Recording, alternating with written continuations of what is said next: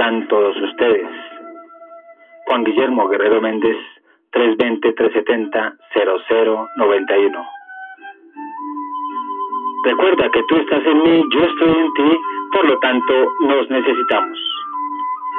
Continuando con esta audioconferencia que está dirigida para estudiantes de alguna universidad que no mencionaré. Ya estuvimos viendo en el primer segmento las dimensiones primarias para conocer los oyentes, el auditorio, para dar una buena exposición. Vámonos con esas dimensiones secundarias.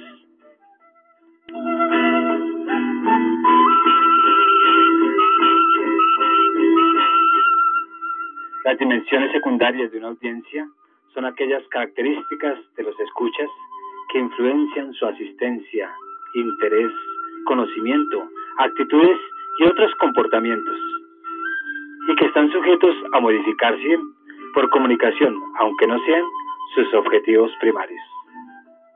La orientación social y cultural de la audiencia.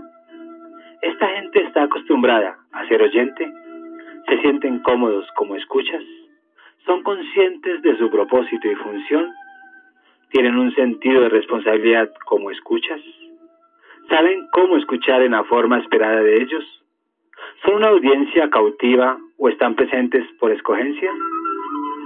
Si son escogidos, tienen un interés activo en escuchar para aprender.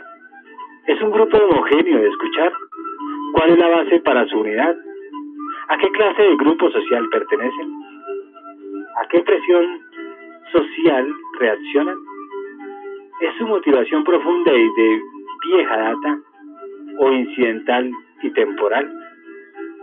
Un aspecto significativo de esta dimensión de la clave de qué pensará su audiencia de usted como expositor. ¿Tienen los escuchas dudas acerca de su especial conocimiento del tema? A la gente le gusta nadar. Usted ha sido a un salvavidas. A la gente le gusta la televisión. ¿Usted ha participado en el show de las estrellas? Su conversación aclarará rápidamente su habilidad para manejar el tema. ¿Qué clase de reputación tiene usted con sus escuchas? ¿Es un extraño? ¿Tiene un interés tibio para ellos?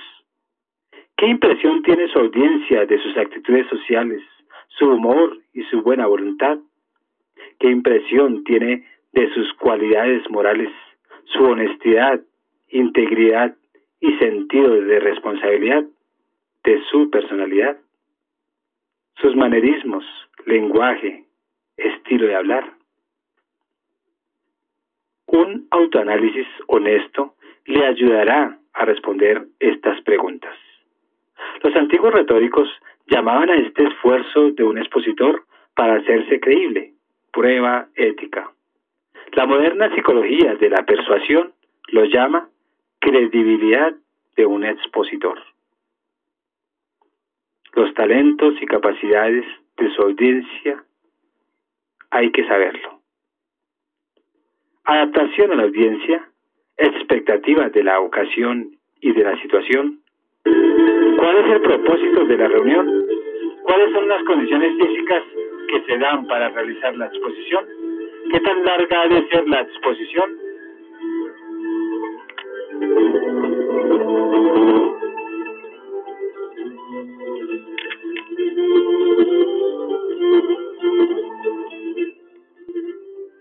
Dimensiones terciarias.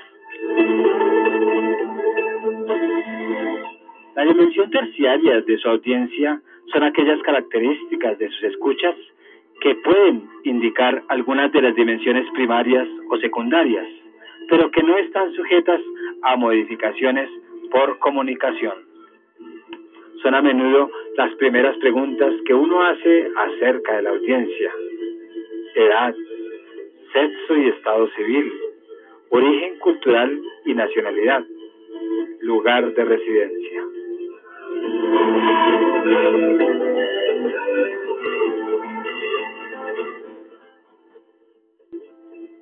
Hagamos unas recomendaciones generales. Aprenda a escuchar su audiencia cuando habla y durante la preparación. Cuando aprenda a hacer esto, encontrará que ella le dará muchas claves acerca de lo que están pensando. El desarrollo de la habilidad en la interpretación del feedback es una de las más importantes habilidades del expositor. Para muchos expositores es aterrador y lo evaden individualmente.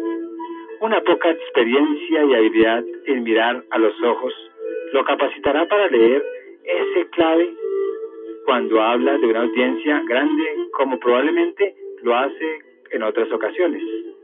Cuando improvisa, usted aprenderá a ajustar su conversación en muchas maneras a las señales que la audiencia le envía. Parte de su trabajo de adaptarse a las audiencias consiste en crear un clima para que escuchen favorablemente su mensaje. Como expositor, usted es, en cierto sentido, un líder. Si usted ha de dirigir, ha de asumir las responsabilidades. Apele al interés de su audiencia en usted como persona. Sea considerado con las convicciones y lealtades de su audiencia. Deje claro en su exposición que usted respeta a sus escuchas como grupo y como individuos.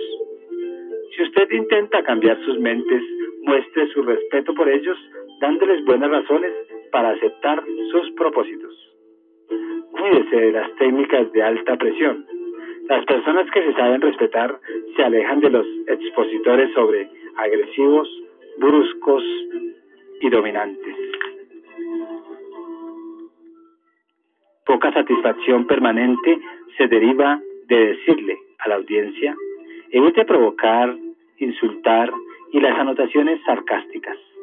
El choque y el ridículo golpean hondo y no son fáciles de perdonar. Quienes usan esas técnicas tienen un equivocado sentido de su propia eficiencia e importancia.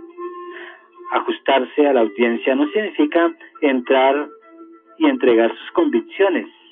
Significa ganar sus fines como expositor sin sacrificar su integridad para hacerlo. Mientras más espera de su audiencia, más despacio debe moverse. Si es necesario, haga el viaje por etapas. No espere conseguir todo de una vez. Sobre todo, cultive su habilidad para repetir y para percibir el momento apropiado para parar.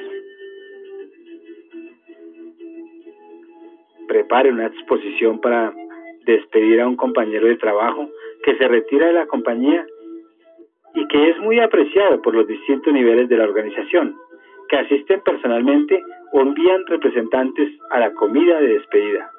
Hay hombres, mujeres de varias edades y antigüedad en la compañía.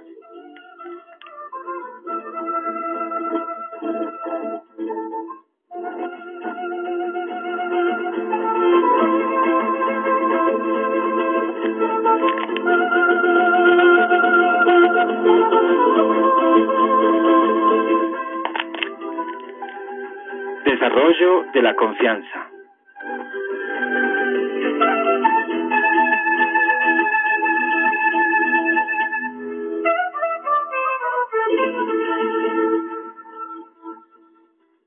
En este momento, exploraremos lo que se llama miedo a hablar en público y examinemos sus causas y síntomas. Luego estudiaremos algunos métodos por medio de los cuales usted puede trabajar para desarrollar confianza. Algunos hechos acerca del miedo a hablar en público.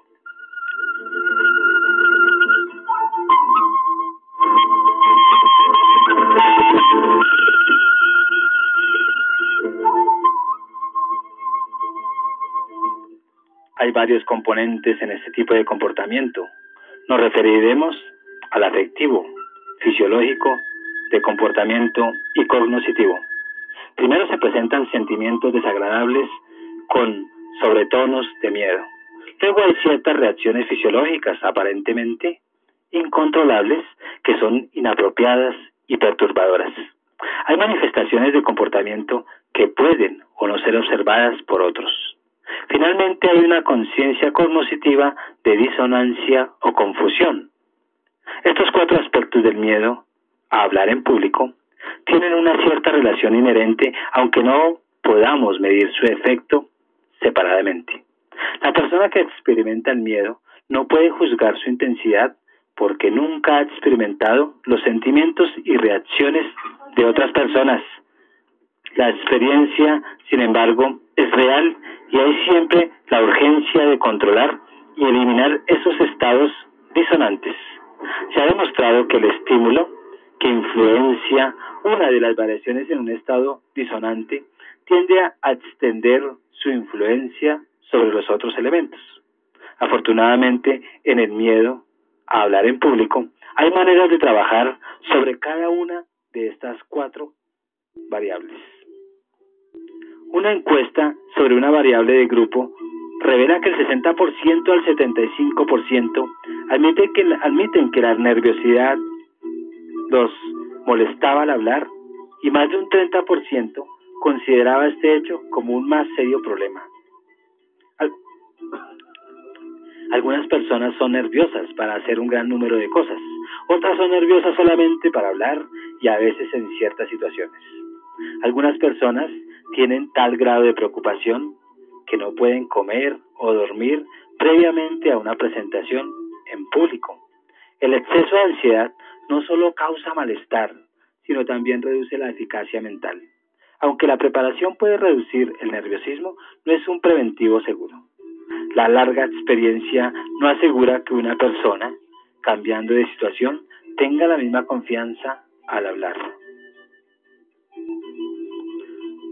Muchos tipos de experiencias son causa de que el individuo desarrolle tendencias para responder con emoción incontrolada. Quien haya llevado una vida aislada, libre de estímulos originados aún en pequeñas crisis, quien haya sido educado dentro de las prácticas de que los niños deben ser vistos pero no oídos, a quien se le haya hecho sentir las diferencias físicas o sociales, desarrolla un sentido de timidez y un sentimiento de inferioridad, a quien no se ha permitido olvidar un error, quien ha sido hostigado frecuentemente con situaciones molestas. Las reacciones emocionales intensas son características de personas que crecieron bajo esas circunstancias. Las personas con alto potencial emocional que no han formado el hábito de tomar decisiones claras y definidas, de manera que pueden actuar con satisfacción, desarrollan conflictos psicológicos. Cualquier estímulo que altere el equilibrio de las personas crea un estado de disonancia propicio para desarrollar el miedo para hablar en público. Experiencias puramente incidentales pueden originar en el individuo situaciones emocionales incontrolables y permanecer en ellas por periodos prolongados de inquietud. Hay un proceso de condicionamiento de manera que cuando se presente la circunstancia condicionante, pues se repite el fenómeno del nerviosismo y la angustia. Algunos síntomas de miedo: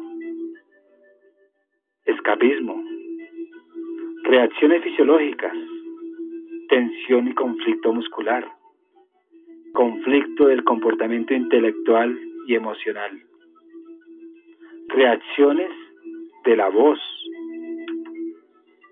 reacciones psicológicas, aprendiendo a desarrollar confianza. Escapismo. Los síntomas están sujetos a la explicación razonable precisa. Muchos oradores muestran una tendencia a escaparse con hábitos tales como mirar al piso o al techo, mirar por la ventana y sobre todo la cabeza de la audiencia, poner las manos en los bolsillos y en la espalda, ampararse detrás de una mesa o de un púlpito. Todos esos hábitos representan un deseo incipiente de huir de una situación no placentera. Evitar los ojos de la audiencia indica que el orador siente necesidad de concentrar todas las fuerzas para poder recordar y decir lo que tiene que decir. Siente que si mira al público, sus reacciones lo distraerán. Las reacciones fisiológicas: aumento de las pulsaciones, necesidad de aire, boca seca, sudor, enrojecimiento y palidez. son los cambios en los procesos fisiológicos asociados con las reacciones del miedo. Las reacciones de miedo tienen valor biológico de supervivencia cuando producen suficiente energía para luchar o huir. Para proveer esa energía, una reacción refleja del organismo sometido al miedo consiste en proveer glicógeno, una forma de reserva alimenticia, del hígado a la corriente sanguínea.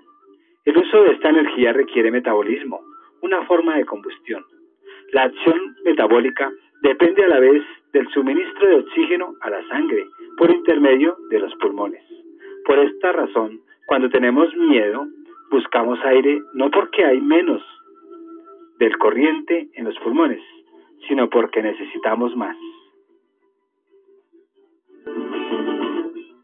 Tensión y conflicto muscular. Cuando el organismo está energizado, en conflicto y no hace uso de esta energía en respuesta biológica de lucha y escape, tiende a usar la energía en tensión, antagonismos musculares, en temblor, como relajación y tensión inminentemente de los grupos musculares antagónicos, y en comportamiento de temor y falta de control. El temor ocurre en aquellas regiones más sensibles a los pares musculares antagónicos, comisuras locales, comisuras vocales, los músculos lisos de la cara, los brazos, las manos y las rodillas. La tensión y el temblor en el cuerpo son análogos a la vibración en un motor.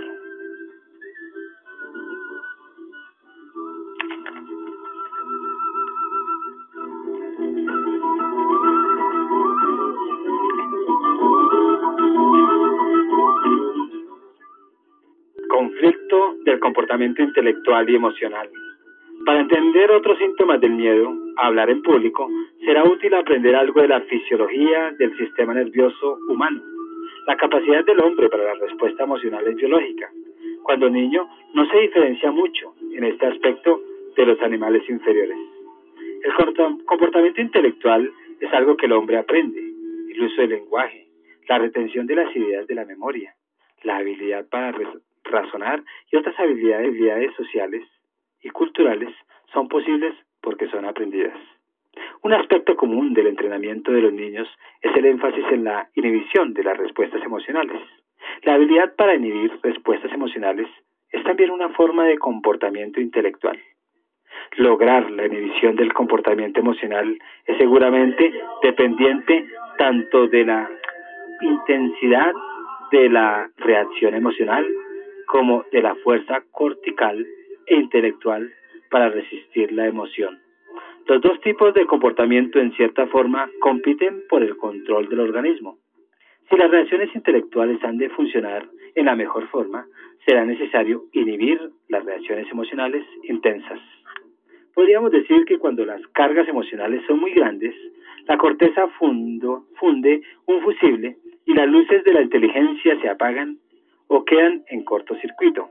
De aquí nace la ley del control del miedo. Aquello que aumente la eficiencia de la actividad intelectual o reduzca la intensidad de las emociones ayudará a desarrollar confianza en la situación del expositor. Reacciones de la voz.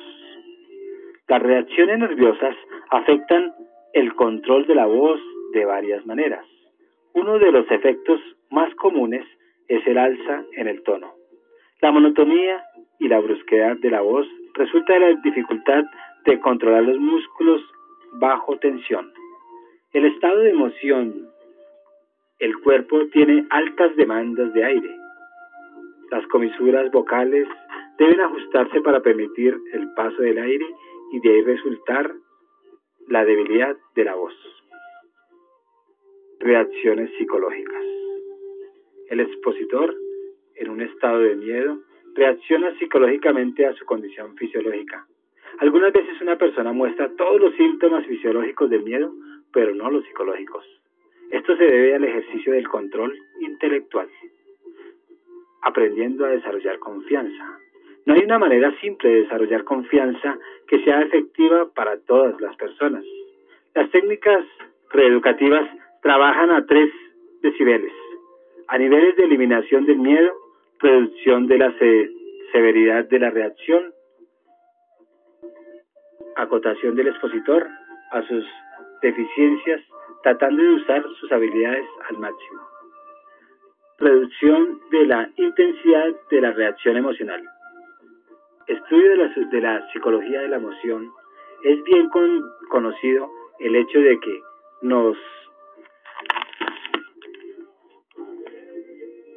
como decíamos antes, estudio de la psicología de la emoción, es bien conocido el hecho de que nos aterroriza lo que no entendemos. Cuando adquirimos conocimiento de la naturaleza de las respuestas emocionales, se abre el camino para desarrollar nuevos hábitos de respuesta. La actividad cognitiva puede ejercer un efecto benéfico sobre la actividad emocional. Pensar acerca de nuestras emociones implica aceptarlas y nos capacita para desarrollar una actitud hacia ellas. Descubrir la causa original de nuestros miedos es una ayuda en el proceso de soportar su presión. Piense y hable acerca de sus emociones como un objeto o como un hecho. La confesión es buena para el alma. Cuando nos sentimos turbados con una emoción, es útil encontrar a alguien que escuche nuestra historia. Compartir los sentimientos con otros no solamente disminuye la tensión, sino que levanta la respuesta emocional y a un nivel consciente en donde uno lo trata intelectualmente. La clase es un lugar adecuado para ese tipo de reeducación emocional. Resuelva conflictos personales. Contrarreste las emociones desagradables y desorganizadoras. Desarrolle hábitos de relajación voluntaria y control de actividad. No se someta a esfuerzos físicos o mentales innecesarios.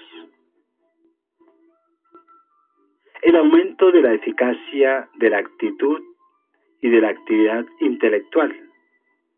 Conozca lo que se puede esperar razonablemente de un expositor. Prepare su exposición lo mejor posible. Use recursos de mnemotecnia. Emplee movimientos directos para conservar su mente activa. Y desarrolle una filosofía efectiva para hablar.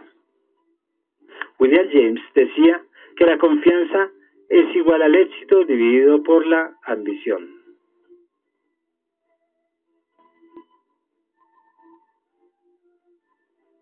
El propósito de este proyecto es desarrollar habilidad en la defensa de una convicción, desarrollar confianza al exponer, mejorar la fluidez, sentido directo y acción expresiva. Escoja uno de los siguientes tópicos: el hipócrita, el cobarde, el hombre, sí, las nuevas generaciones, ¿por qué creo en Colombia? De acuerdo a todos estos tópicos, usted desarrollará una exposición y se centrará en el expositor, como en el oyente o como el auditado que está en el auditorio. Y así perfeccionará las dos posiciones. De acuerdo a esto, use un lenguaje efectivo.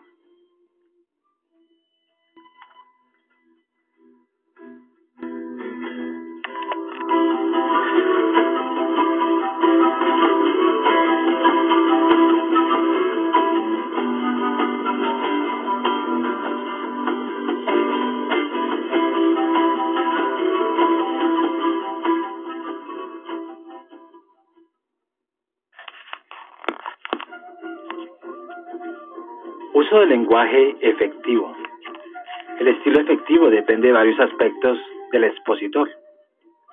Primero, que tenga una idea meritoria. Segundo, un motivo y deseo de comunicarla. Tercero, una concepción clara de la idea.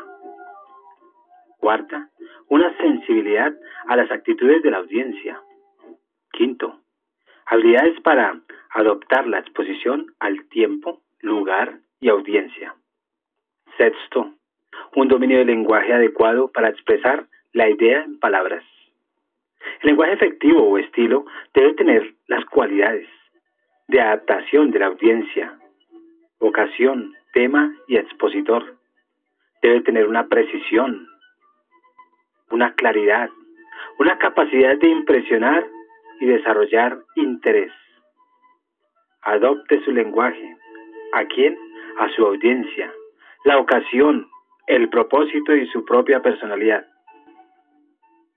¿Cómo se hacen estos ajustes? Adopte su lenguaje a la ocasión inmediata. El entendimiento de su audiencia le ayudará en este propósito. Adopte su lenguaje a su propósito. Piense si su propósito es de anunciar, estimular o persuadir. Adopte su lenguaje a su personalidad. La audiencia quiere un contacto con usted como individuo antes que con una persona desconocida que se enmascara con el estilo de algún gran orador. Sea preciso en el uso del lenguaje. Evite ambigüedad e inconsistencia de significado. Evite el lenguaje exagerado. El uso de cuantificadores tales como todos, ninguno, es por lo general inadecuado. Evite distorsiones emocionales. Nombrar a la gente como imperialista, comunista, ladrones, ateos, o elogiarlos excesivamente cae dentro de este sistema de distorsión. Haga aseveraciones claras. No basta informar en forma precisa, sino también en forma muy clara. ¿Cuáles son las barreras principales para la claridad? La falta de claridad puede resultar de un arreglo defectuoso de las palabras en las frases. Se usa la misma palabra con diverso significado en la misma exposición. Las palabras no deben de usarse en el sentido regional. Defina los términos. Use el lenguaje concreto para promover la claridad tanto como la precisión. Herbert Spencer nos da dos ejemplos sobre el uso del lenguaje abstracto y concreto. Abstracto en la posición en que las maneras, costumbres y diversiones de una nación son crueles. Los reglamentos de su código penal serán severos. Concreto en la proporción en que los hombres se deleitan en batallas, toreo y combate de gladiadores. Ellos castigarán, colgando, quemando y ahorcando. Las frases largas también impiden la claridad. Use lenguaje interesante y que impresione. Es necesario crear y mantener la atención. Esto depende de la habilidad del expositor para apelar a los intereses y motivos de su audiencia. Su interés en la novedad, la curiosidad, el humor y el conflicto. Para crear y mantener el interés es necesario ser concretos, concisos, ilustrar, hacer paralelos, llevar un ritmo, unas figuras de lenguaje, una variedad y una originalidad. La concesión quiere decir poner al máximo significado en el menor número de palabras. El vicio mayor de un expositor inexperto consiste en la repetición de una misma palabra tanto en lo oral como en lo escrito, o una frase o una idea. Significa escasez de vocabulario, el uso del muy, por ejemplo. Hay unas sugerencias para mejorar. Leer, acostúmbrese a emplear parte de su tiempo en la lectura. Historia, oratoria, ficción. Lea en silencio y en voz alta para apreciar el contenido y el lenguaje. Estudie exposiciones modelo. Tome cursos en semántica, lógica y argumentación.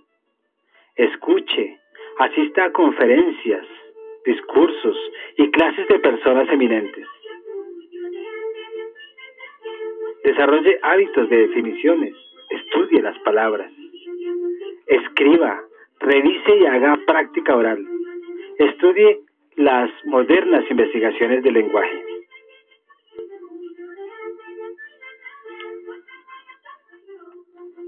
Lenguaje y semántica.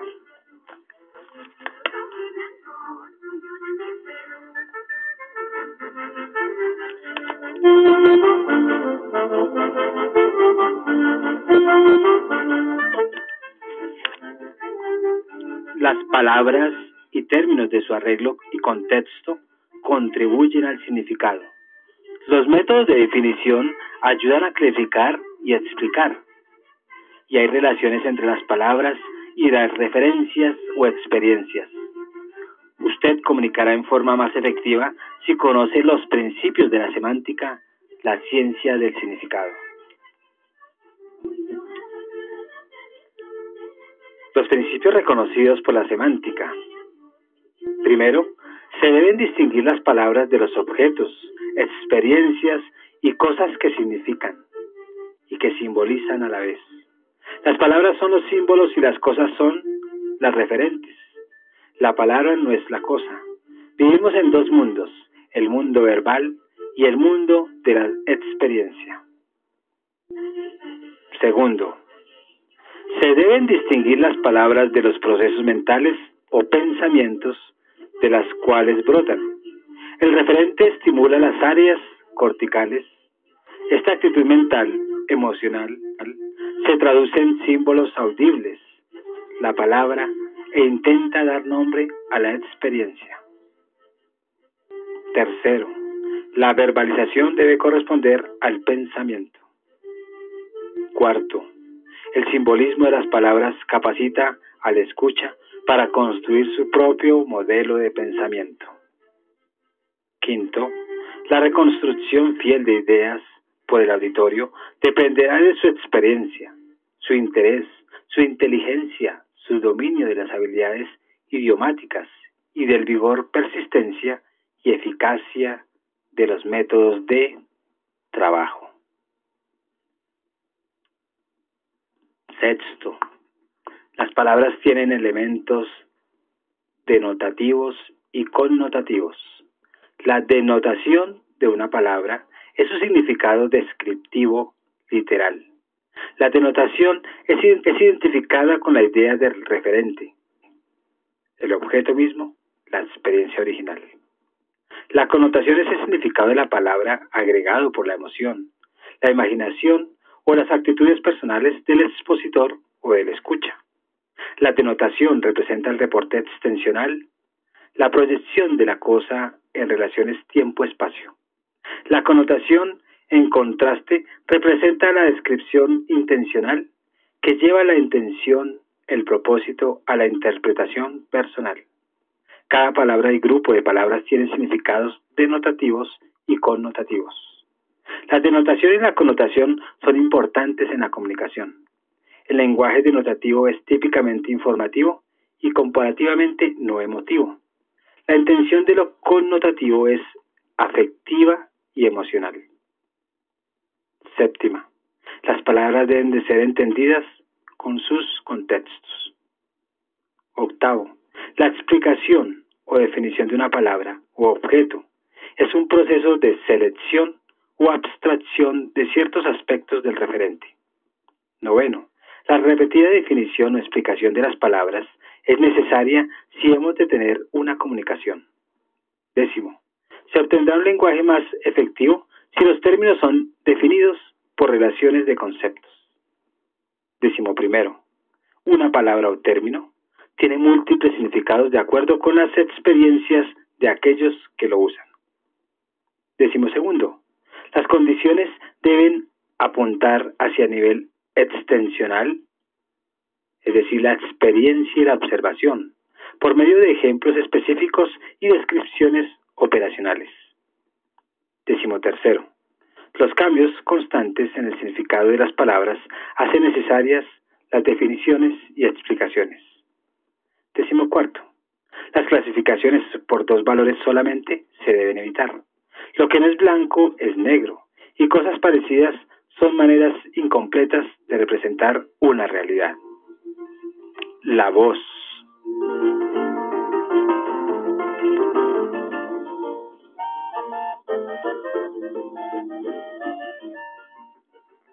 La voz, como la escritura y el telégrafo, es un proyector de comunicación.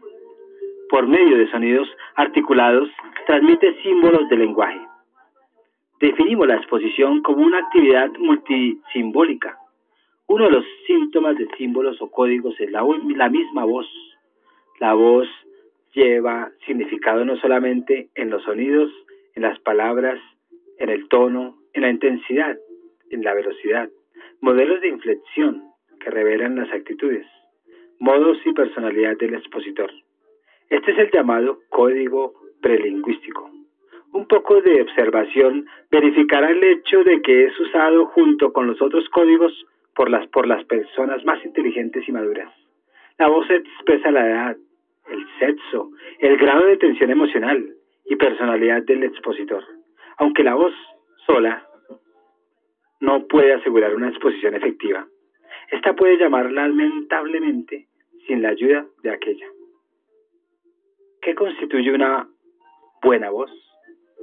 Audibilidad, fluencia, placentera, significativa. Debe revelar buena voluntad, propósito e interés por el auditorio. Debe expresar amistosidad y el grado de confianza que usted tiene en el tema. La flexibilidad es lo opuesto a monotonía y falta de variedad. ¿Cómo mejorar la voz y su control? La práctica de la lectura en voz alta y el entrenamiento de las exposiciones sin papel serán de ayuda en la mejora de la voz. Algunos hábitos vocales tienen estrecha relación con rasgos característicos de personalidad. Una voz débil y tímida no se puede mejorar mientras su poseedor evite tímidamente las situaciones sociales. En tales casos, los ejercicios de voz deben combinarse con cambios graduales en hábitos y personalidad. Siga las siguientes instrucciones y recomendaciones. Cultive una forma apropiada de respirar. Cultive una formación apropiada. Trabaje para obtener una resonancia satisfactoria. Los resonadores son la faringe, la boca y las cavidades nasales. Articule en forma apropiada. Las articulaciones y los articuladores principales incluyen los labios, lengua, mandíbula y el paladar. Cultive el control de la intensidad. El orador que no puede dar el vigor a la voz, que requiere el vigor de sus ideas, puede parecer insincero. La voz débil debe ser debido a varios factores, tales como personalidad, imitación de un modelo pobre, fatiga o pérdida del oído.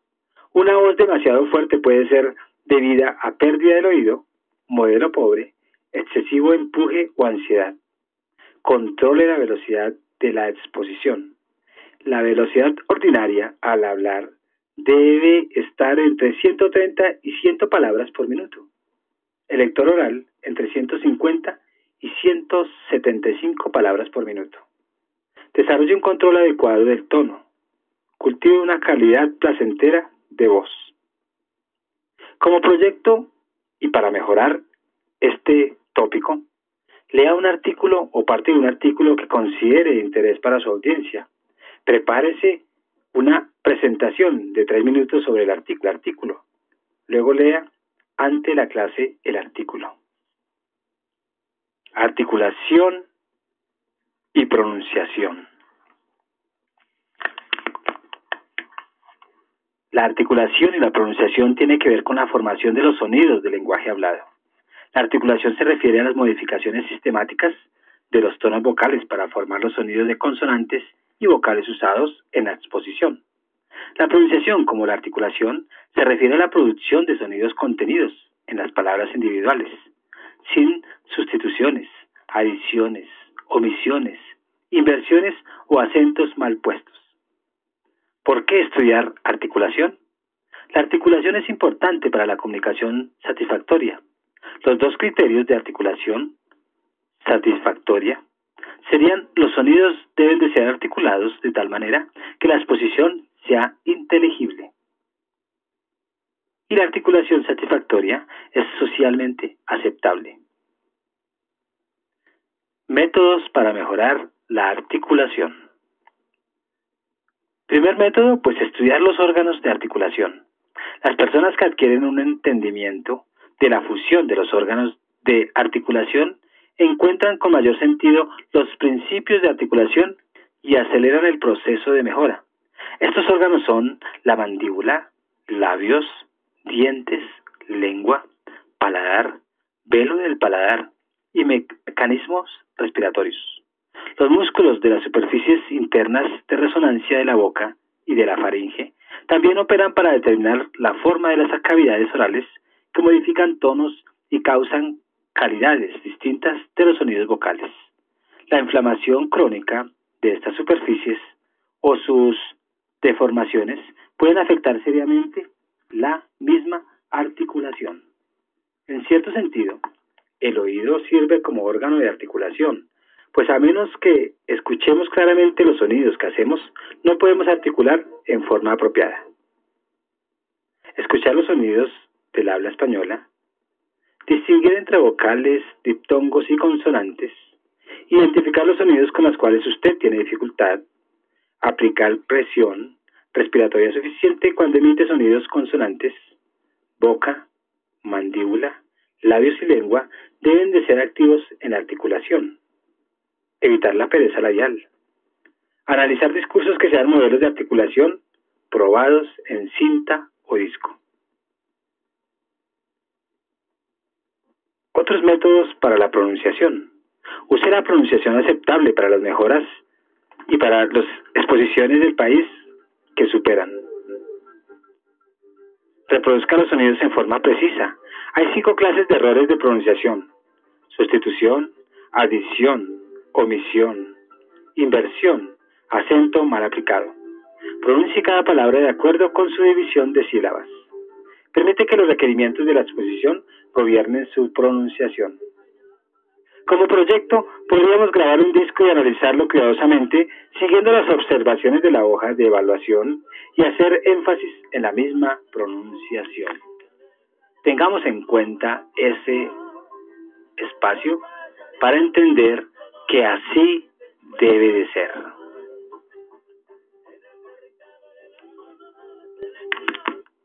Actividad física y ayuda visual.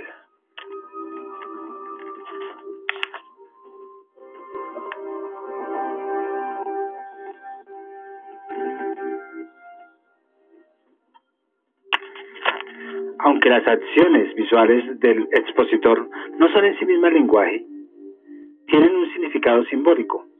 El código visual o acción es el tercer sistema simbólico de la exposición al lado del lenguaje y de la voz.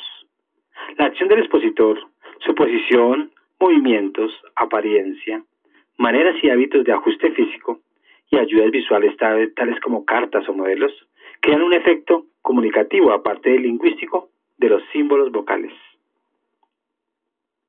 Los valores de la acción.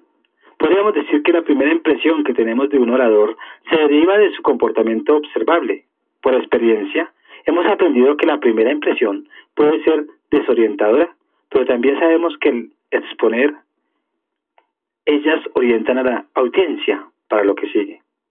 Los expositores experimentamos y aún experimentados se sorprenden a veces de las impresiones que han creado en otros. Con el fin de conocernos mejor, debemos hacer un cuidadoso estudio del maestro, que es el comportamiento. Debemos descubrir rasgos buenos y malos de las cuales no nos hemos dado cuenta.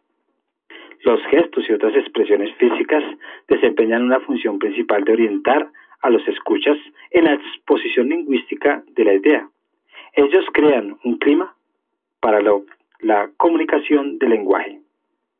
Tenemos que tener en cuenta las claves de la comunicación, señales de sus intenciones, subrayar su significado, obtener la atención. Las claves de personalidad.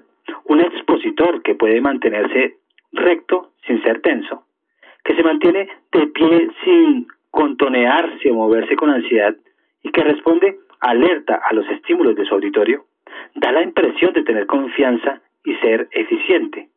El llamado amor a primera vista o los choques de personalidad se aplican sobre la base de reacciones inconscientes de la misma personalidad. De las señales de las intenciones, la exposición efectiva demanda suficiente control de las partes visuales, tonales y lingüísticas de la exposición. El expositor que es indebidamente emocional no obtiene de su audiencia la adecuada consideración para el contenido intelectual de lo que está diciendo. Las expresiones físicas de desconfianza o disgusto son propias para evocar respuestas negativas de la audiencia.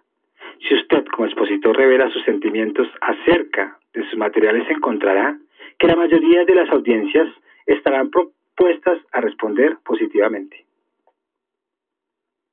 Subrayar su significado, que son esos experimentos recientes en memoria inmediata, para hechos y principios presentados con ayudas visuales y sin ellas, indican la superioridad de la instrucción con ayudas visuales. La efectividad de las palabras es aumentar por el vigor de la expresión y por la fuerza de la acción que las acompaña. La habilidad en el uso de la acción visible provee al expositor con una variedad de medios para mantener el interés. Obtener la atención. Una característica significativa de la atención es que no se puede mantener por largo tiempo centrada en un tema. La capacidad de atención de la mayor parte de la gente es por lo general corta, pero se puede aumentar. Si acompaña su exposición con acción apropiada, usted podrá tener el interés de la audiencia que de otro modo buscaría un escape en la distracción.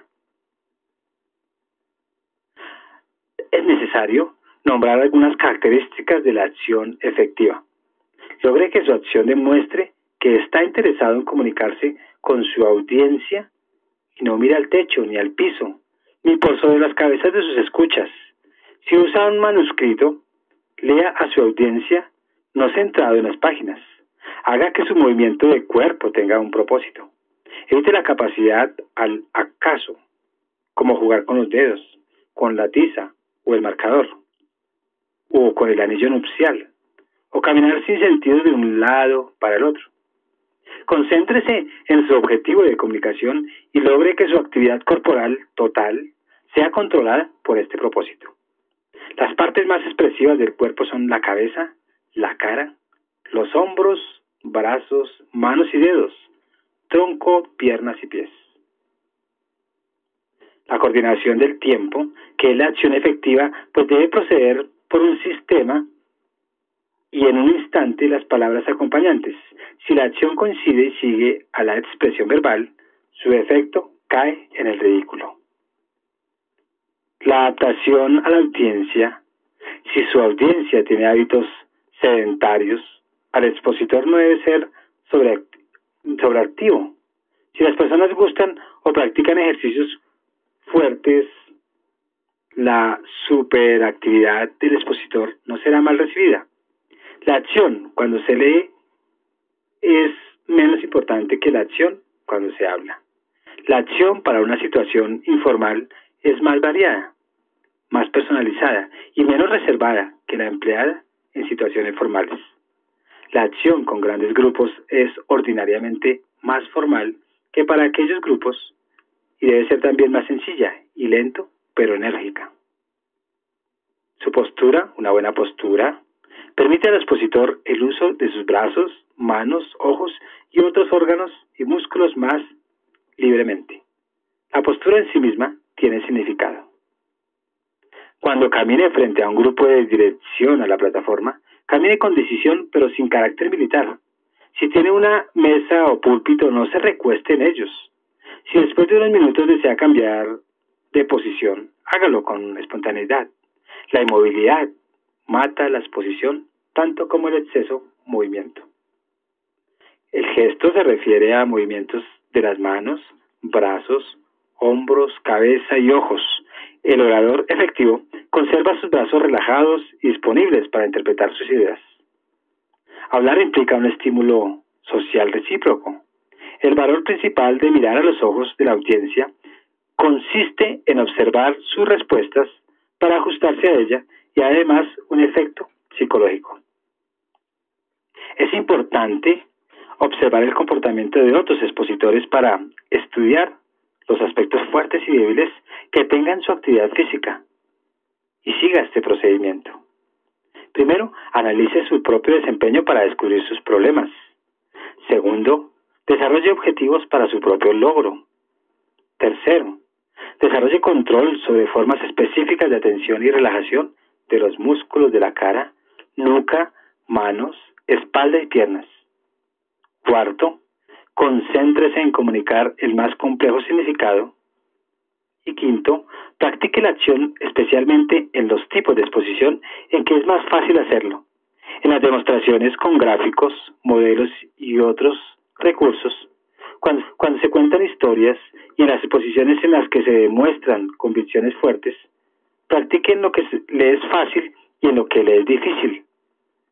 Hágalo con mucha paciencia. Las observaciones hechas sobre la importancia de la acción en la exposición también se aplican con igual fuerza a las ayudas visuales. Los tipos visuales, modelos de demostración, modelos a escala, maquetas, cortes y otras ayudas tridimensionales ayudarán a sus escuchas a estar más cerca de la realidad. Algunas veces se pueden usar el objeto real. Las visualizaciones gráficas proveen una demostración visual de las características por descubrir. Al seleccionar sus ayudas visuales, considere todas las posibilidades prácticas. Puede emplear a otra persona mientras usted hace la acción descriptiva. No es necesario ser un artista consumado para hacer ayudas visuales aceptables. Hágalas del tamaño apropiado para que puedan ser observadas por la audiencia. Cuando se usan, deben de ser verificadas por anticipado, bien sea en su funcionamiento, modelo, o en precisión, gráficos, estadísticas. Cuando las ayudas constituyen una parte importante de la exposición, deben de ser presentadas en forma apropiada. Prepare los escuchas sobre lo que van a ver, saque inferencias y conclusiones y haga resúmenes. Permita preguntar a la audiencia con el fin de aclarar cualquier punto de ambigüedad. Como proyecto para entender este tema, prepare una exposición con ayudas visuales, sean estos modelos, los gráficos, estadísticas, dispositivas, etc. Prepare cuidadosamente la presentación. La personalidad del expositor.